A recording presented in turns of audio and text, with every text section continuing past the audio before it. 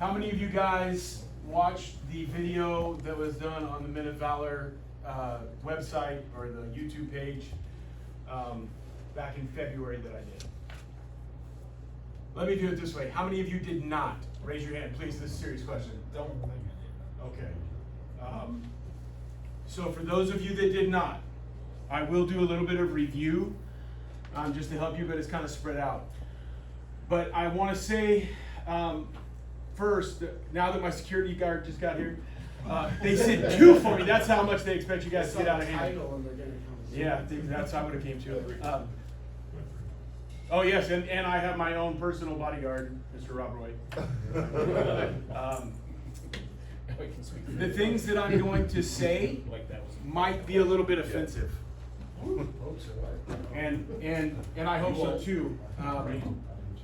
I got a text just a few minutes ago from a person that said, it was one of my fire team members' wives. They said, Floyd offends my mind so much that it shuts down and my spirit listens.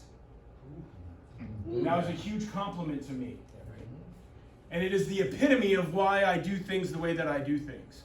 And I will tell you this, because I had to tell guys this afterwards. I don't believe the things that I believe so that I can be the man that I am. I am the man that I am because I believe the way that I believe. The journey that I went through to get where I am sucked. It was horrible. It was awful. And I wish that nobody would ever have to go through a journey like I went through. But I went from being a Pharisee that said, you can't say those words. You have to go to church. You have to trust God. You have to be this way. You have to be that way. You can't drink that. You can't smoke that. To being like, none of that crap matters anyway. Because there's nothing I can do to make God love me any more or any less. His love for me is infinite, and it's more than I can comprehend or imagine. So, a disclaimer, I am aggressive, I am abrasive. The man who actually this title came from was a mentor of mine, and he came and drug me out of a dark cave when I had turned my back on ministry and God for an almost 7-year period. And he told me the first time that I spoke at his men's group, he said, Floyd, you're a bull in the pulpit, and don't ever let anyone polish off your rough edges. I have rough edges. They're on purpose. God made me this way, and I will not try to be anyone else. And I won't apologize for being the man that God called me to be. So if you are easily offended, you might want to go to another room. My language is not acceptable in many churches. I would not give this talk to women. If there was a woman in the room, I'm thankful there are no kids in the room. I'm very thankful there are no kids in the room. He doesn't count. He's a kid of a guy. That's very kid, but he's a man. I'm thankful that there are no little ones in the room. I was concerned about that, and I was actually told, well, if there's a kid in the room, it's because their dad let him come. So, obviously, the title of my talk is the Pussification of the church. So let's talk about what we're really talking about. In Genesis chapter 3, verse 16, the Bible says that the youth shall rule over them. I'm getting that backwards. Your desire will be for your husband, and he will rule over you.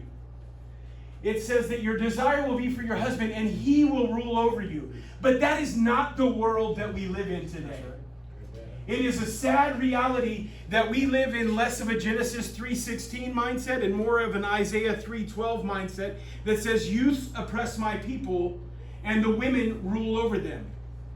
And George Carlin said it this way, we are experiencing a pussification of an entire nation. And I want to be very clear that I'm not talking about genitalia. I'm not making a derogatory reference. What I'm saying here is that the word pussy is defined in the Urban Dictionary as the emasculation of a man. An emasculated man. That's what I'm talking about. I'm not being dirty. I'm talking about being emasculated, being a pussy. And you may be the man at the gym, and you may be the man when you go to work, And you may be the man when you're at the bar hanging out with your buddies, but you turn into a pussy when you go home. You turn into a pussy when you go into a worship service with your family. And we're missing it because we're acting like a man in places that don't matter. And in the places that matter the most, we shut it all off. And we turn into this emasculated pussy. There's no other way to say it. We turn into a pussy. And my heart, I am passionate about seeing biblical manhood be restored. Biblical manhood. Let's talk about what that looks like.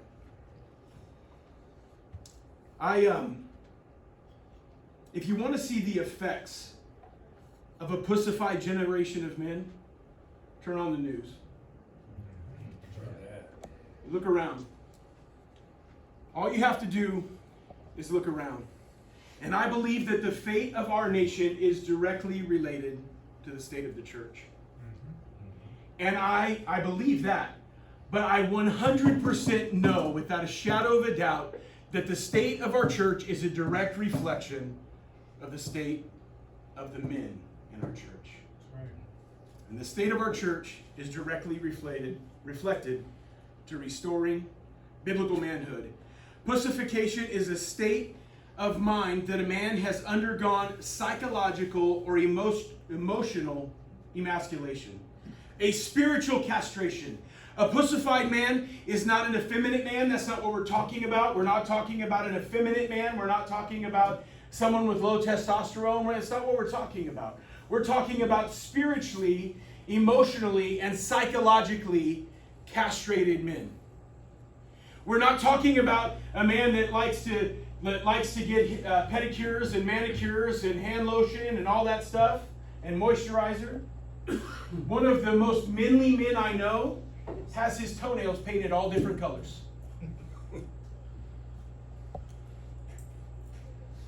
And it's weird. And I told him it's weird. I call him Judge. He's a retired federal judge. He's an 80-year-old Italian guy. So that explains why he has his toenails painted. Sorry, you're Italian. I mean that. He's eccentric. He's eccentric. He's not feminine. But that's not what I'm talking about. I'm not talking about being effeminate. I'm not talking about being feminine. I'm talking about a pussified man, a tamed man, a domesticated man, a safe man. And one of, if not the most emasculating organizations that has ever been created is the church. Wow. In fact, I believe it was, I'm trying to find the name, let me get the name here. I don't have the name. So much so that the church maybe have to accept the moniker of the great emasculator. The church, at one time a man-led worldwide movement, is in danger of being overpopulated with pussies.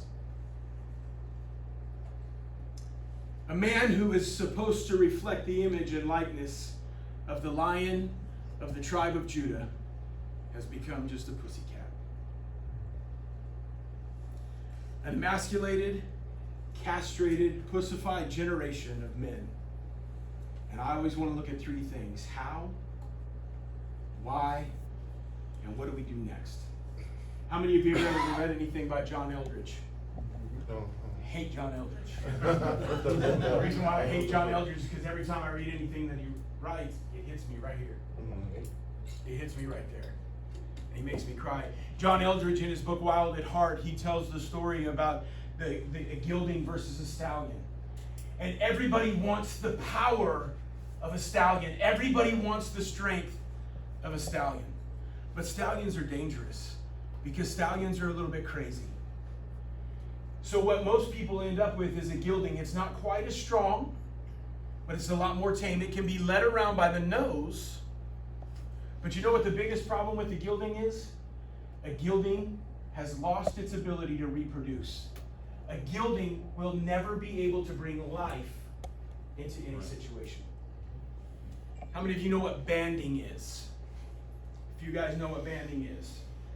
So they take it's like a huge rubber band, like a very thick rubber band. and they wrap it around the horse's genitalia, or the cow, or whatever. And it stays on there so long and cuts off the blood supply until its manliness just shrivels up and falls off. And that's what's happening to men in the church. Everybody wants the strength of a stallion, but nobody wants to deal with the volatility of a stallion. There are a couple of ways that we know that men have been banded in the church.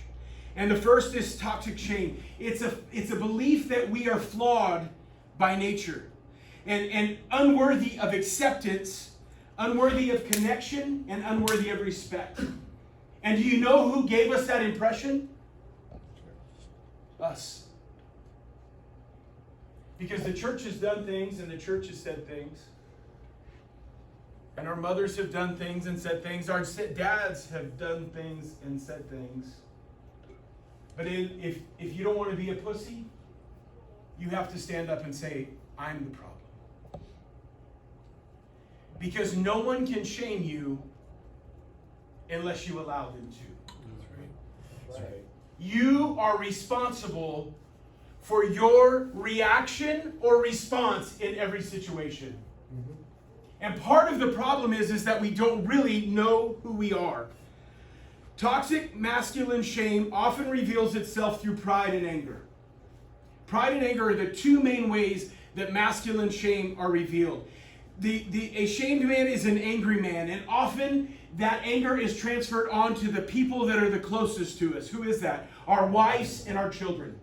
The people that we're supposed to love the most, that we're supposed to be the most gracious to, that we're supposed to protect and honor and cherish, we push away through our anger, which is often a result of our shame. A shamed man is an angry man. His family is destroyed because of his inner anger for being defective is transferred onto those that he loves the most, which causes a perpetual cycle of more shame. Because now I can't protect my family from myself. And so more shame, more emasculation. More shame, more emasculation. And it becomes this never-ending cycle and circle, descending spiral of toxic shame. A shamed man is a proud man, and not all pride is bad. A little bit of pride is healthy. I'm thankful that you all have a little bit of pride because it smells like everyone showered and put on deodorant, and it's a little bit of pride that causes those things to happen. A little bit of pride is good. A little bit of pride will motivate a man to accomplish his best, to give his best honest effort, because he's after a sense of satisfaction and dignity. There's a basic pride that a man has to have it in himself in order to have adequate self-confidence and self-esteem, in order to have dignity. But a man who is trying to outrun or mask this deep-seated inadequacy resulting from shame, trying desperately to prove to others that he is not what he is afraid he is, that he's not what he has been told that he is, that he's not who he believes that he is. That man is a dangerous man. He's an emotionally wounded man, and he's angry, he's proud, and he's defensive. He interprets every word spoken to him through the prism of his emotional wounds. Ordinary words, normal conversation, regular guy stuff, banter, the word pussy becomes offensive, and we shut it off. Ordinary words are misrepresented to mean something negative because of the shame that they feel about themselves gets transferred onto others. Shamed men are extremely sensitive out of a pain-inflicted misperceptions instead of reality. What begins as a self-defense mechanism becomes a self-destructive pattern and a self-destructive pattern. His emotional pain causes him to suspect wrong motives or evil intentions behind everyone else's actions. and he never accepts responsibility for himself. A shamed man is always the victim, claiming that others treat him unfairly or differently, or that they always fail as a result of mistreatment. It's a futile attempt to defend their failures and faults by passing the buck, an attempt to appease their own feelings of shame. Huge sections of this man's past are ignored, and words that could make a difference are ignored because they refuse to accept the responsibility of their own shame. It makes it impossible for them to break the cycle of shame. They alienate others by their defensiveness, and then they wonder why they're all alone. A shamed man is often stuck at the maturity level at which he first got hurt, and he's never grown beyond the point of the wounds. Certain words or actions, certain circumstances touch the emotional wound and trigger the fight, flight, or freeze mechanism. Shamed, wounded men are susceptible to deception and manipulation by the enemy. We all know what physical castration is. It's when your nuts are cut off. It's when you become pussified. But spiritual emasculation, emotional emasculation, psychological emasculation carries a much deeper and broader meaning than just physical castration. It includes anything that causes the loss of the masculine power. It includes anything that damages one's spiritual potency. A man's initiative and a man's indomitable will are compromised by emotional, spiritual emasculation. The same result you get from cutting off a man's balls can be achieved psychologically with just words. One way to define emasculation is to cause a man to feel less manly, subjecting him to humiliation. Sociologists agree. A lot of you guys know I'm a psychology major, nearing the end of my PhD. Psychology and sociology are important to me because they speak to the heart of the person. And sociologists agree with the psychologists. They both say that men and boys in our society have been successfully re-socialized into eunuchs, successfully separated from their masculine core without so much as a cut. I thought about naming this the Eunuchification of the church. But then you have to explain it. Psychological emasculation also means to cause a man to feel less manly by subjecting him to continual, repetitive, multi-level shame simply for being a man, killing his manhood and depriving the world of a godly, compassionate, and courageous man, causing him to walk in a spirit of shame, mourning what once could have been. Matthew chapter 19 tells us the story of the eunuchs, and Jesus said there are eunuchs that have been made eunuchs by others. They've had their manhood physically cut off or crushed, and pussification is a form of eunuchification. A man is emotionally and verbally emasculated, castrated with the same results. Wounded, running away from his own manhood, and running away from other men. The worst part about pussification is it warps the way in how men respond to women. Emasculation, pussification, warps the way in which he relates to women. He's either intimidated by them out of fear, or he is intimidated by them out of anger.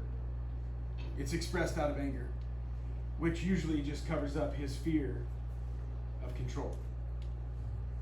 Emasculation causes a man to be deficient in the way that they relate to their children, especially their sons, which is the worst effect, in my view, of pussification. It causes men to be deficient in the way that they relate to their sons. Their sons that are meant to carry on their legacy. Their sons that are meant to be the arrows in their quiver. Psalms 127:5 says, "Blessed is the man whose quiver is full." In other words, our sons are the ones that we're supposed to launch into the future with a connected, rooted connection to the past.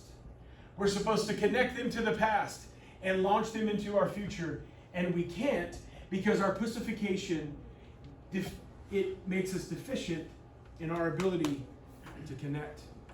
It's our job to connect them. But we are living in a fatherless generation. And whether we're living in a fatherless generation like my dad who left when I was 5, or we're living in a fatherless generation like maybe some of the guys in this room that come home from work and mom handles everything, and you walk in the house, turn into a pussy who sits on the couch and is never engaged with their children. Or the dad that comes home from work after going to the bar and never engages with his kids. Or the dad that comes home from work and goes straight to the basement to play his video games. The man that does whatever he can to avoid confronting the demons in his own heart and mind that he sees in the eyes of his kids and that he sees in the look of disappointment from his wife. They are aimless, without identity, without purpose, and without initiative. And whether it was a sharp blade, razor sharp words, or the sharp edge of toxic shame, the effect is the same. A man can become successfully cut off from his manhood with a sharp blade, razor sharp words, or the sharp edge of toxic shame. The pussified man is a wounded man. He's damaged. He's wounded. He's angry. And he's hurt. And you know what hurt people do? They hurt people.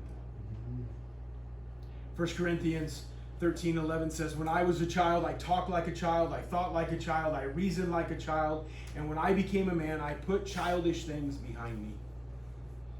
The problem is the emasculated, pussified man never puts away the childish things. All they do is play. And many of them play with themselves. They're constantly getting caught with their pants down or their hand down their pants, playing with themselves. They're only, a certain segment of pussified men are only concerned with their external organs. They are only concerned with what is below the belt. Trying to paint a picture for you here. Catch that? I was real subtle. The authentic man, the man, the godly man, isn't as concerned with his external organs as he is with his internal organs. Yes. The ones in his chest, the ones where his nuts really are.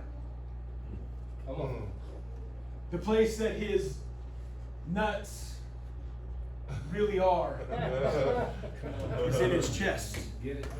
They're those non-negotiable, unalterable terms. They are the things that, it's not what's in my pants that makes me a man, it's what's in my chest that makes me a man. We're not talking about a physical castration, we're talking about an emotional castration. We're talking about losing our nuts. We're talking about losing the non-negotiable, unalterable terms. We're talking about the man who has been cut off from what really matters. Yeah. If you have nuts, you will attract squirrels. If you have non-negotiable, unalterable terms, you will attract squirrels. Squirrels want to take your nuts away. They want to separate you from your nuts.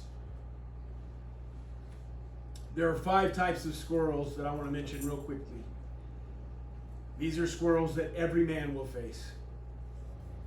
There are squirrels in life that will kick you in the nuts. And those I'll identify as the father wound. And if you don't know what that is, I would encourage you to read John Eldridge's book. I hate John Eldridge. I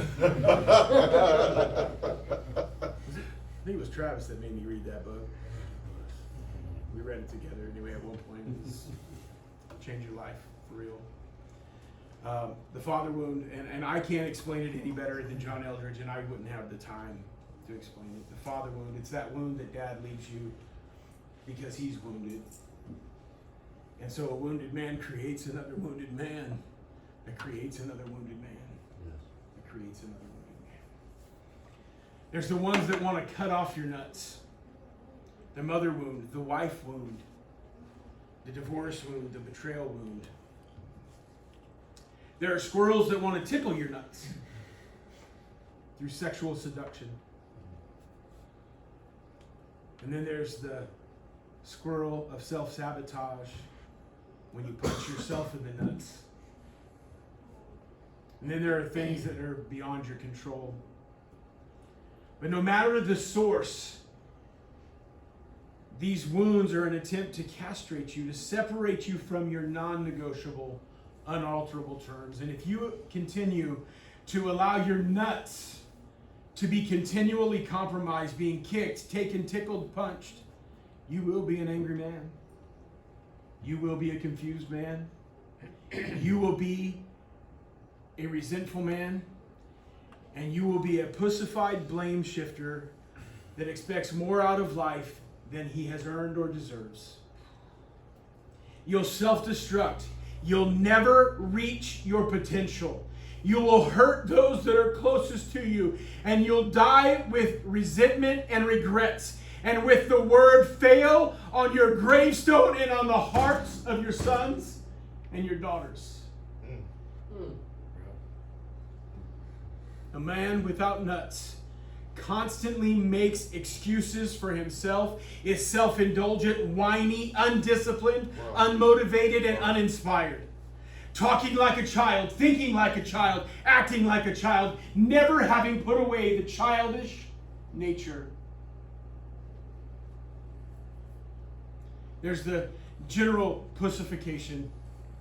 I assure you, if you're pussified, it is impacting multiple generations. If you are a pussified man, you will not see the end of the generations that are being impacted by you being a pussy. Because your pussification, if you don't reclaim your nuts, your pussification will outlive you. Wow.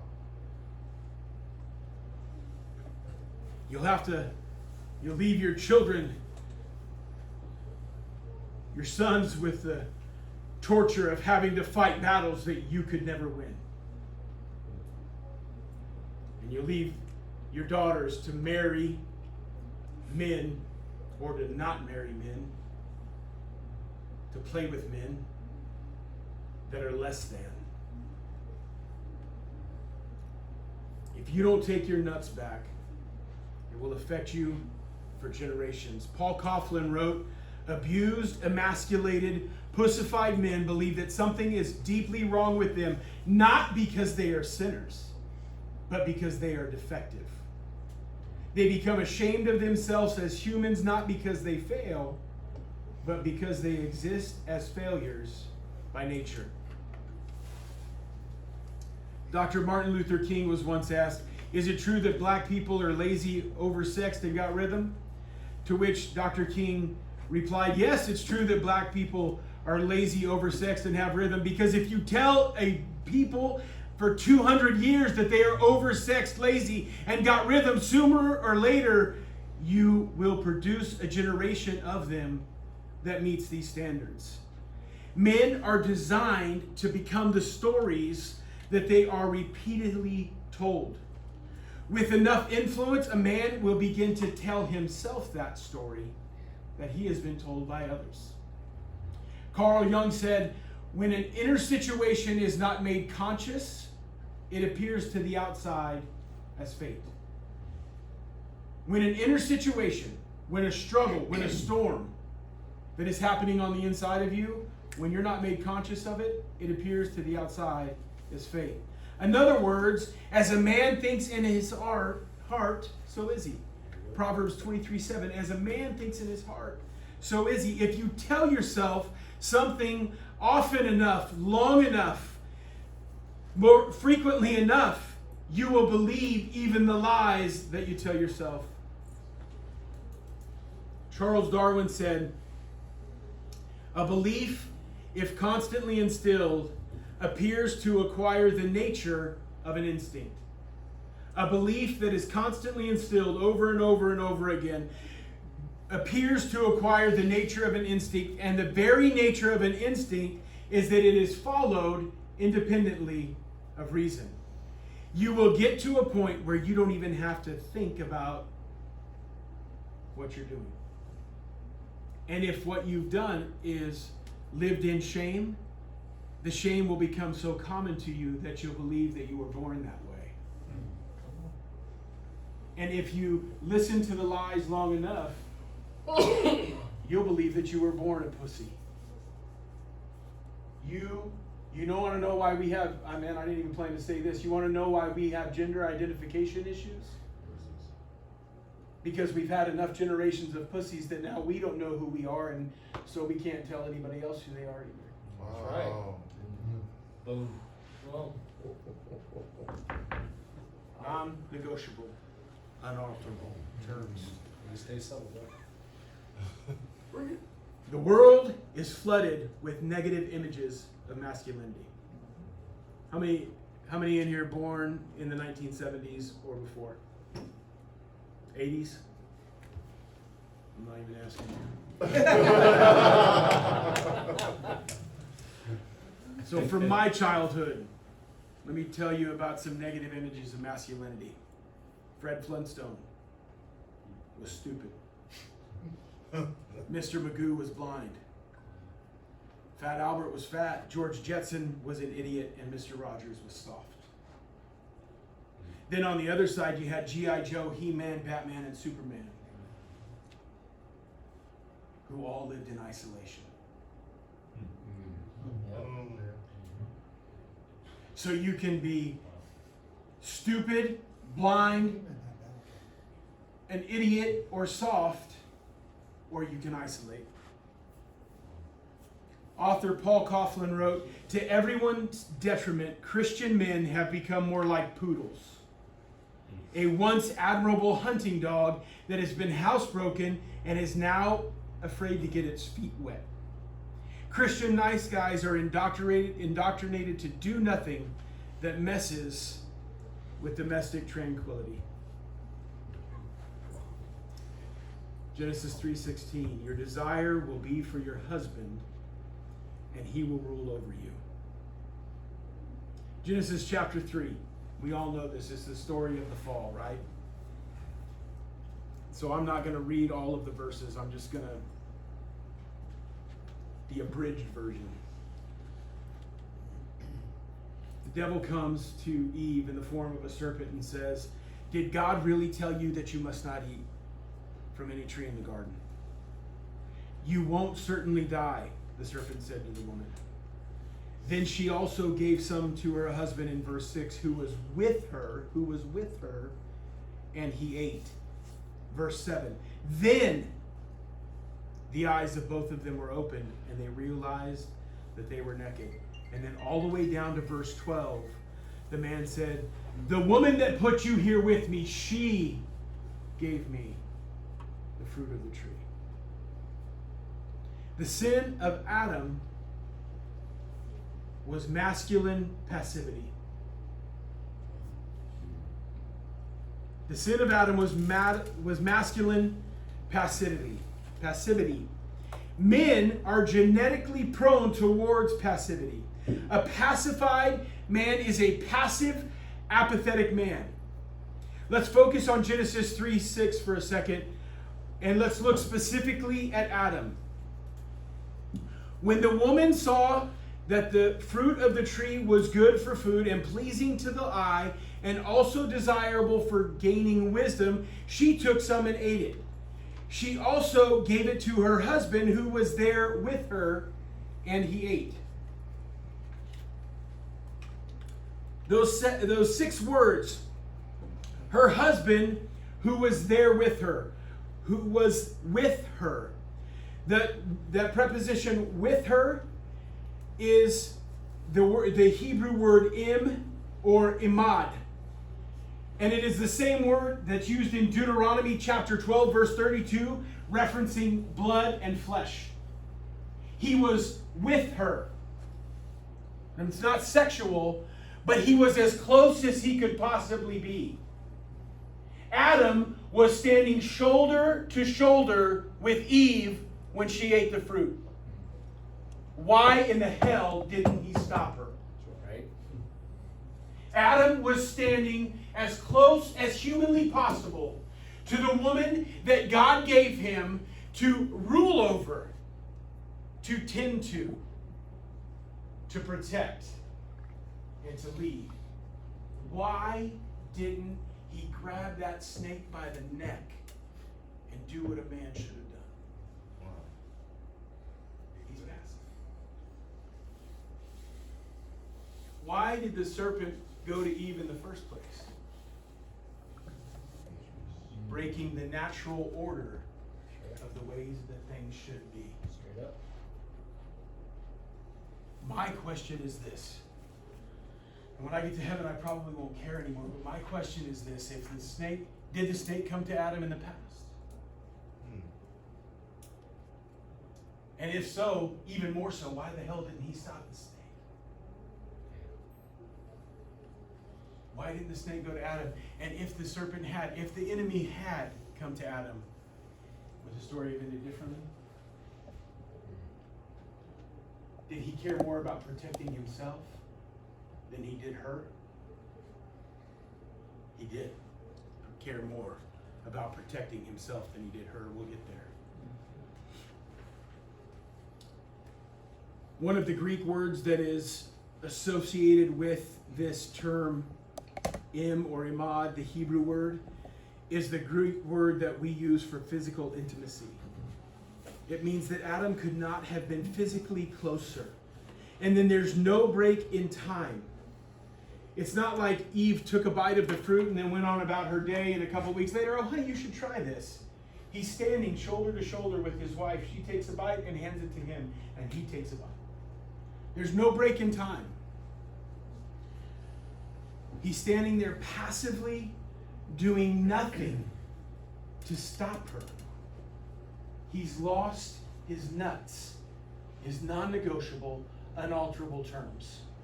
Because God said, don't eat of that tree. And he compromised his own terms. Women will always fill the gap that men leave through passivity. If you are passive, if when the enemy comes, you don't do anything about it, a woman will always fill that gap. When they do, it's hard for a man to ever step back in.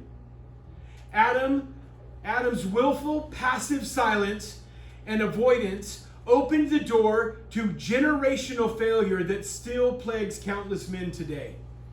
Adam neglected to perform his duty as the head of the wife and of the garden, to dress and keep the garden, to be a guardian of the garden. And part of Adam's God-given role as the head of the relationship and over the garden was to protect it. Why was the snake even in the garden? Who let the enemy in the house?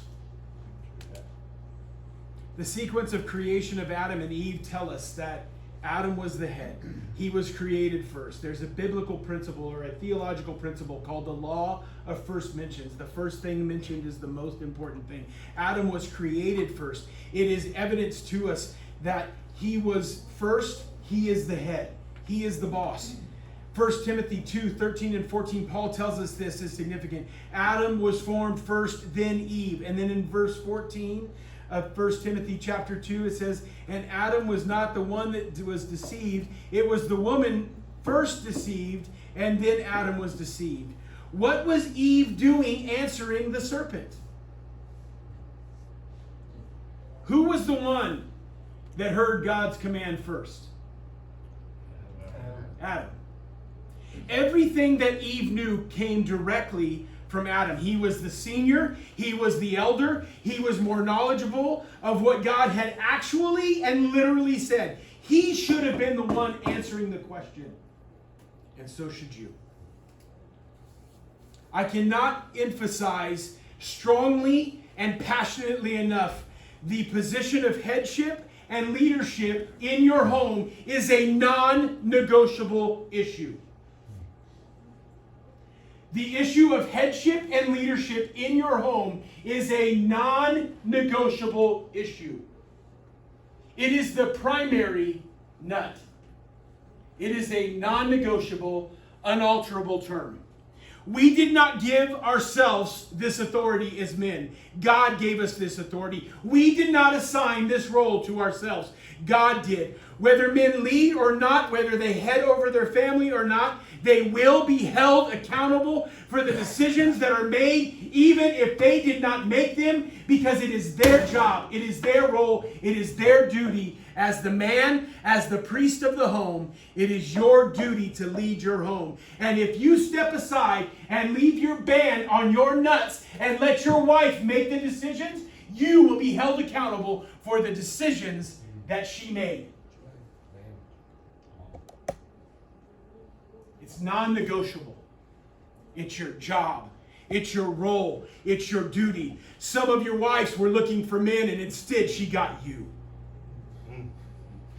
Some of your kids were looking for leaders, and instead they look up and see you.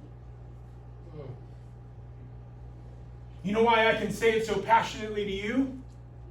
Because I've looked in the mirror and said it to myself. So it doesn't scare me to say it to you. I've said it to me. Look yourself in the mirror and ask yourself if you're the kind of man you want your daughters or your granddaughter to marry. If somebody treated my girls the way that I have oftentimes treated my wife, not through abuse, through passive neglect, I kill them. I have 6 grandchildren, 5 granddaughters. I have 1 birth daughter and 2 other daughters, the women that married my sons.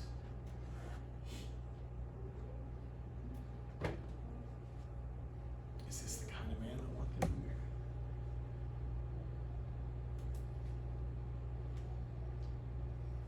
Are you the kind of man that you want your girls to marry? You will be held responsible. Filling the role of headship in your home is a simple issue of obedience. The enemy is looking for the best strategy to defeat your home, to kill, steal, and destroy your home, to take your children's eternity away. And that strategy is often by removing you from headship in your home. Do you know why I can say with certainty that Adam was more concerned with his own safety than he was with Eve's? Because through the entire temptation of Eve, Adam doesn't say a single word. The entire time, he's silent, virtually invisible, standing shoulder to shoulder. We don't even know he is there until he is saying his first words. We don't even know he's there until he's taking the fruit himself.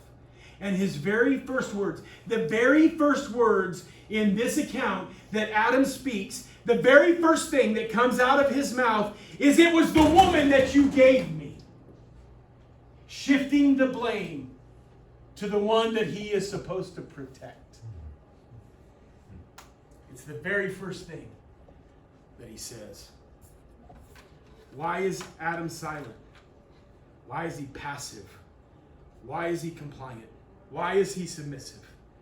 Adam chooses silence and passivity over avoiding conflict and chaos with his wife. It's a very popular quote. Edmund Burke said, "All that is necessary for the triumph of evil is for a good man to do nothing." You may be a good man. You may be a good man. But if you don't do anything, you may be the best man in the world. But if you never act, it doesn't mean anything. All that is necessary for the triumph of evil is for good men to do nothing. Adam did nothing. He said nothing. He was nothing except for the problem. Verse 7 tells us that Adam ate of the fruit, and then their eyes were opened, and they saw that they were naked. Why weren't their eyes opened when Eve ate of the fruit? Adam ate of the fruit, and then their eyes were opened. Don't misunderstand what I'm saying here. Your wife is given to you as a helpmate, as a source of strength. In fact, a few minutes ago, before I walked into this room, I texted my wife. Because when you're given a talk like this, it's not easy. And I texted my wife. I said, "Hey, if you have time in the next few minutes, I'm going to be speaking for an hour and I'm feeling a little..."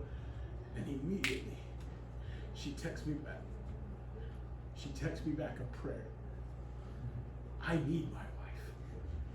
Right. I need her. Right. But she needs me. And she needs me to be the man. And she needs me that even when she's the one offering me the fruit, to not take it. Because it wasn't until Adam takes the fruit that they realized that they were naked. Eve's failure didn't cause the fall. It was Adam's failure that caused the fall. Whether that was through him eating the fruit or him not being the guardian of the person that God had given him. It was Adam's failure that created the situation. I need my wife. Those of you that are married, your wife has been given to you to help you. And just from looking at some of you, I can tell you need help. Hallelujah. Yes, She's your helpmate. She's your helpmate. And although it is wise and loving to consult your wives, you have to be the one that makes the decisions. You should use their wisdom and the areas that they are gifted in your decision-making process, but the leadership of your home is yours and yours alone. It is not to be negotiated. She should counsel. She should counsel you. But you have to lead. You have to lead. Throughout the Old Testament, we see over and over and over again some stern rebukes. We can really easily talk about Genesis 16. Abraham listened to Sarah, and he goes and sleeps with Hagar. And because of his passivity and compliance to his wife, we're dealing with thousands of years later, the Isaac-Ishmael situation still to this day. His silence led to compliance. And speaking of Adam, speaking of Abraham, speaking of Floyd, his silence led to compliance. It was a symbolic of his refusal to step up like a man, maintain order, and protect his wife from herself. Reclaiming authority. In order to reclaim our biblical authority, we have to reject passivity. We have to lead courageously. We have to expect God's greater rewards, and we have to embrace the superior cause. Listen, I'm not talking about righteous, self-righteous, rigid, misogynist anger. The goal is not to silence your wives or to abuse them or to make them fear you so that they won't rise up. The right way is always to be tender and yet strong, steel and yet velvet, servant and yet leader. One who cherishes his wife, nurtures her, and brings her into a place of bearing more fruit by stretching her comfort zones from time to time. To love her, as Ephesians 5:25-29 tells us to. As Christ loved the church, laying himself down as a sacrifice, giving himself in the most unselfish act of service. So what do we do now? We know the why, because it's easier to work with a gelding than it is to work with a stallion. We know the how. It comes from giving up our nuts. But what do we do now? Men are designed to become the stories they tell themselves. As a man thinks in his heart, so is he.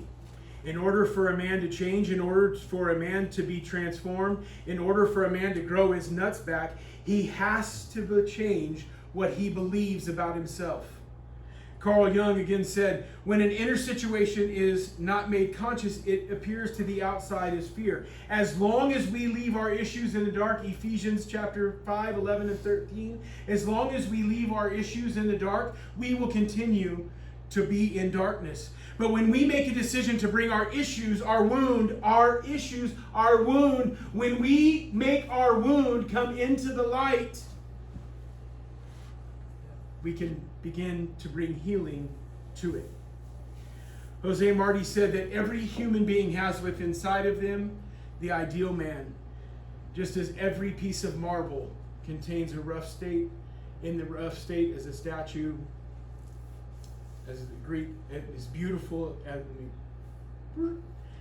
Every human being has within him an ideal man, just as every piece of marble contains in a rough state a statue as beautiful as the Greek god Apollo. There is something inside of you. But we cannot remake ourselves without suffering. Being set free requires something with a sharp edge being hammered into the places that are encased in stone. There's a legend or a rumor or whatever that says that Michelangelo once said, in every block of marble there's an angel imprisoned inside. I just keep carving until I set him free. And on another occasion, he allegedly said, when I set about to carve the image of a man, I find a large piece of marble and I cut away everything that doesn't look like him. He's saying, you have to yield to the hammer. You have to yield to the hammer. A man cannot remake himself without suffering. And we are both the marble, and he is the sculptor. The first step towards eliminating passivity and healing the pussification of your heart is to ask yourself hard questions like this. What was the emasculating influence in my life that over the years quenched my manly fire? What was the emasculating influence? The second question you have to ask yourself, who has caused you to see yourself as a gilded horse? We have to understand our feelings. We have to learn to recognize the triggers that bring shame on.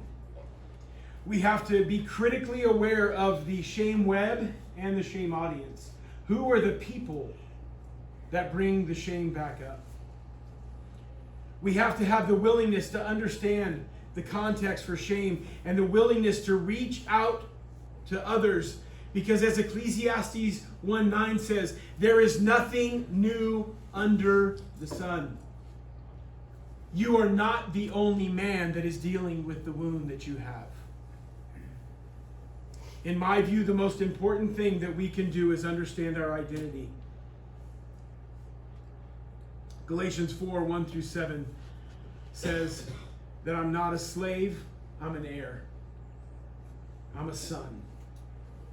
And there's nothing that I can do to make me not be a son. that I can cry out, Daddy God. And so here's the challenge. Genesis 25, 29 through 34 tells the story of Esau and Jacob. It's a story we're familiar with. You know what happens, man? We get tired and we give up who we are. Esau comes back from hunting and he's tired and he tells his brother to make him some stew. I'm hungry and I'm tired. And Jacob said, I'll sell you some stew for your birthright. What good is my birthright if I'm dead? I'm so hungry I'm about to die. You're tired, you're weary, you're hungry, you're exhausted, and as a result, you begin to devalue that which is inherently yours. Esau, a man's man, gave up that which should have meant the most to him because he was tired. This morning, sitting in service, 1 Kings chapter 18 and 19 came into my head. What are you doing here, Elijah? What are you doing here, Elijah? Why are you sitting in this cave running from a woman? You just called down fire from heaven, prayed, and the heavens opened up, and you're hiding in a cave because a woman threatened you. Because you're tired, you're exhausted, you're worn out, and you haven't been feeding yourself in an adequate manner for the journey that's ahead of you. The story of Elijah in 1 Kings 18 and 19, really in chapter 19, paints the picture of what God does to remind us who we are and to give us the strength that we need to carry on, because that ends with the call of Elisha. When Elijah was at his wit's end, some people would say suicidal. And God says, what are you doing here, Elijah? And he finally gets him to get up and go on. The very next thing that he does is say, there's the guy that's going to walk beside you.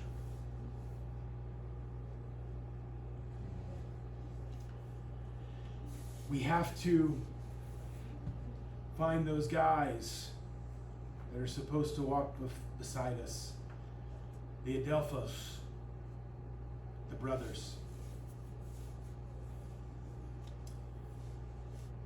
There are 5 steps to healing. We have to work through these 5 steps to find healing. Number 1, we have to find the wound. Number 2, we have to find the pain of the wound. We have to find the wound, number 1. Number 2, we have to feel the pain of the wound. I hate number 3 because we have to feel the pain of the one that wounded us. What caused my dad to create this father wound? What was the pain that caused him? What was his wound that was so painful that it caused him to wound me? Number 4, we have to free ourselves from the things that tie us or bind us to them through forgiveness, so that they no longer have the ability to negatively impact our life. And number 5, we have to find the gift that's contained in the wound. It's impossible for a shamed man to ever feel that he is enough. A shamed man will never feel like he measures up. Our shame becomes our identity because we will believe that we are what we say that we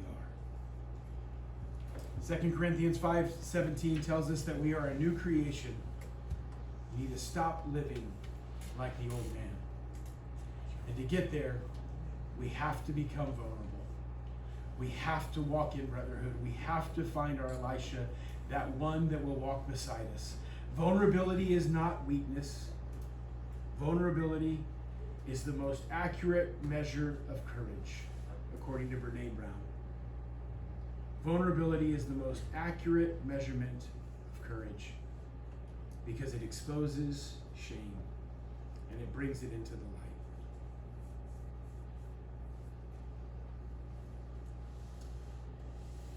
If we are ever going to get our nuts back,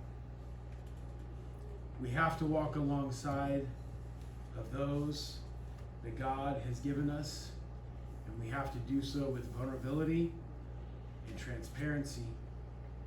It happens in relationship. You have to be willing to confront the failures of your past and move into the possibilities of your future. And just like I ended the video